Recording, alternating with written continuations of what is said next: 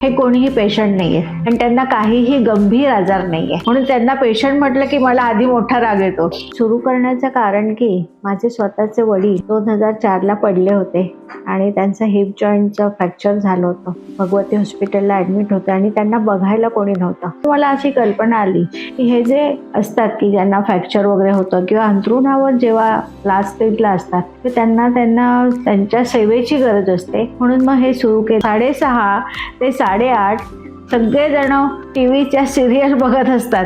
जर एखाद्या वेळेस रात्रीची सिरियल कोणाला बघायला मिळतं दुसऱ्या दिवशी पण ते बघतात. 15 ऑगस्ट 26 जानेवारी सगळं आम्ही झेंडे वगैरे घेऊन सगळे आजी आजोबा मस्त गाणी बिणी म्हणून सगळं साजरं करत असतो आणि त्यांना हे घरच्यासारखंच वाटतं सगळं. माझं नाव डॉक्टर मालिनी जगदीश नाडकर्णी. ही संस्था आपण 2005 ला सुरू केली आहे. सुरू करण्याचं कारण की माझे स्वतःचे वडील 2004 ला पडले होते आणि त्यांचं हिप जॉईंटचं फ्रॅक्चर झालं होतं. भगवती हॉस्पिटलला ऍडमिट होते आणि त्यांना बघायला कोणी नव्हतं. आम्ही तिन्ही बहिणी लांब लांब असतो आणि बघायला कोणी नसल्यामुळे ना त्यांनी अन्न पाणी सोडून दिलं आणि मग त्याच्यामुळे ते गेले. तर म्हणून मग मला अशी कल्पना आली की हे जे असतात की ज्यांना फ्रॅक्चर वगैरे होतं किंवा अंथरुणावर जेव्हा लास्ट स्टेजला असतात तर त्यांना त्यांच्या सेवेची गरज असते, म्हणून मग हे सुरू केलं. आणि मी अशा लोकांसाठी जे डिमेन्शिया, अल्झायमर किंवा सिझोफ्रेनिक असतात किंवा पॅरालिसिसचे होतात किंवा वृद्धापकाळामध्ये जे अंथरुणाला असतात त्यांची सेवा करण्याचं काम ते 2005 पासून सुरू केले. स्वतःनेच सुरू केलं कारण मी एका हॉस्पिटलला 15 वर्ष काम केलंय आणि तिथे मी जेव्हा जात असे ना तर बहुतेक आजी आजोबाच येतात आणि मग आजी आजोबा यायचे आणि मला म्हणायचे तू आलीस ना आता आम्हाला खूप बरं वाटलं. मग मला असं वाटलं की त्यांना फक्त 2 शब्द प्रेमाचे हवं असतात, त्यांना औषध पाणी काही नको असतं. म्हणून माझ्या मनात कल्पना आली की हे सगळं जॉब वगैरे सोडून आपण हे असं आजी आजोबांसाठी सुरू करायचं आणि केलं. आणि तेव्हापासून आत्तापर्यंत माउथ टू माउथ पब्लिसिटीने माझं हे 21 वर्ष चालू आहे. कुठेही ॲड एजन्सीला गेले नाही.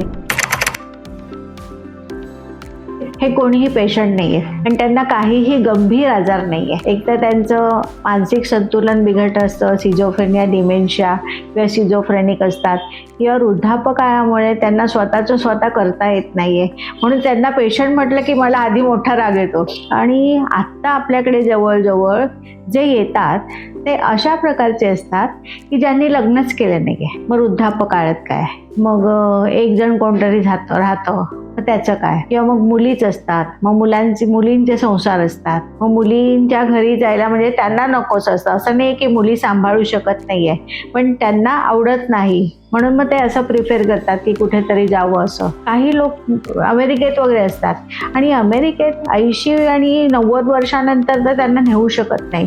कारण आपल्याकडे सगळे लोक जे 90+ 80+ असेच आहेत. इन्सिडेंट म्हटलं तर असे बरेच आजी आजोबा आपल्याकडे आले, त्यांना घरी सेवा मिळाली नाही असं नाही आहे. घरी सेवा मिळाली पण ती व्यवस्थित मिळाली नाही, कारण आजकाल केअरटेकर सुद्धा व्यवस्थित लक्ष देत नाहीये. कारण काय झालं, आणि आता आमच्याकडे जस्ट एक केस आलेली आहे, भू म्हणून आहे, 64 वर्षाचे आहेत, त्यांनी लग्न केलं नाहीये आणि आमच्या इकडे एक मोठ्या हॉस्पिटलमध्ये गेले 21 दिवस ते हॉस्पिटलला ऍडमिट होते. आणि त्याच्यानंतर त्यांना परवा जे आणलं गेलं ती अशी परिस्थिती होती की तो माणूस पूर्ण अनकॉन्शियसच होता आणि हॉस्पिटलच्या PROनी कार्डियक ॲम्ब्युलन्सने आमच्याकडे आणलं. त्या माणसाचे व्हायटल म्हणजे काय, ब्लड प्रेशर, SpO2, पल्स हे व्यवस्थित होतं. त्यांचे हात पाय पूर्ण सुजलेले होते, स्टीफ झालेले होते, म्हणजे आखडले गेले होते. तर ते आम्ही आधी नीट करण्याचा प्रयत्न केला. त्याच्यानंतर त्यांना एक सलाईन लावून आधी पोटात, कारण त्यांच्या पोटात काही नव्हतं, त्यांना युरिन झाली नव्हती, ब्लडर फुल झालं होतं. तो माणूस इतका अस्वस्थ होता. आणि त्याच्यानंतर मग आम्ही बघितलं तर त्या माणसाच्या तोंडात एवढं सिक्रेशन होतं, म्हणजे जवळजवळ पू असतो तसा कफ होता. ते आम्ही सक्शन मशीननी वगैरे काढलं. आमच्याकडे न्यूरोलॉजिस्ट आहेत डॉक्टर दांडेकर, त्यांच्या माणसाला बोलून कॅथेटरायझेशन केलं, आधी युरिन फ्लश करून टाकली.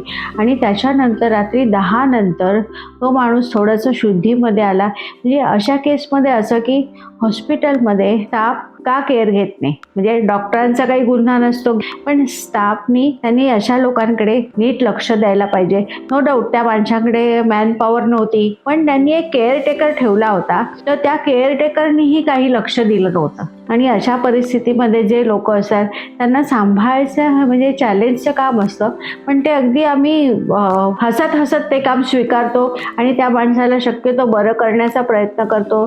ते आजोबा आता ठीक आहेत, आता ते खाऊ शकतात, बोलू शकतात, सगळं करू शकतात, त्याच्यातच आम्हाला समाधान आहे.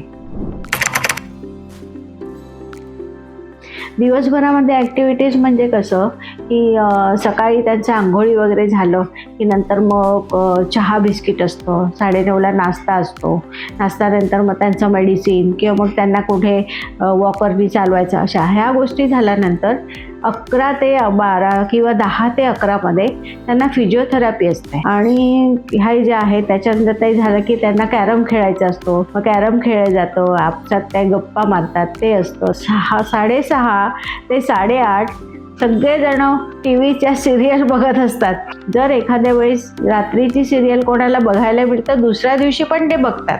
आणि त्याच्यानंतर मध्ये मध्ये आमच्याकडे जे काही फंक्शन म्हणायला कोणी 15 ऑगस्ट 26 जानेवारी सगळं आम्ही झेंडे वगैरे घेऊन सगळे आजी आजोबा मस्त गाणी बिणी म्हणून सगळं साजरं करत असतो आणि त्यांना हे घरच्यासारखंच वाटतं सगळं.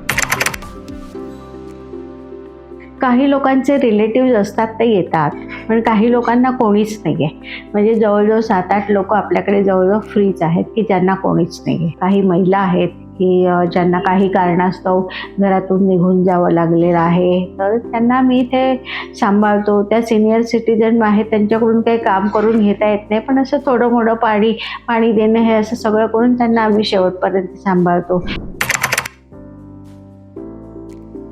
डोनेशन म्हणाल तर आपण एक वेळचा नाश्ता घेऊ शकतो, डिनर घेऊ शकतो, ब्लँकेट्स असतात, चादर असतात, टॉवेल्स असतात. म्हणजे ज्याची जी इच्छा आहे त्या स्वरूपाचं आम्ही डोनेशन घेतो. आम्ही असं कोणाला कंपल्शन करत नाही की आम्हाला तुम्ही हेच द्या म्हणून. ह्या सगळ्या गोष्टी आहेत. पुढे प्लॅनिंगमध्ये सध्या तर आम्हाला ही जागा तर आम्हाला घ्यायची आहे, म्हणून आम्ही जरा डोनेशनच्या कारण आम्ही खूप जास्त रेंट भरतोय गेले 20 वर्ष.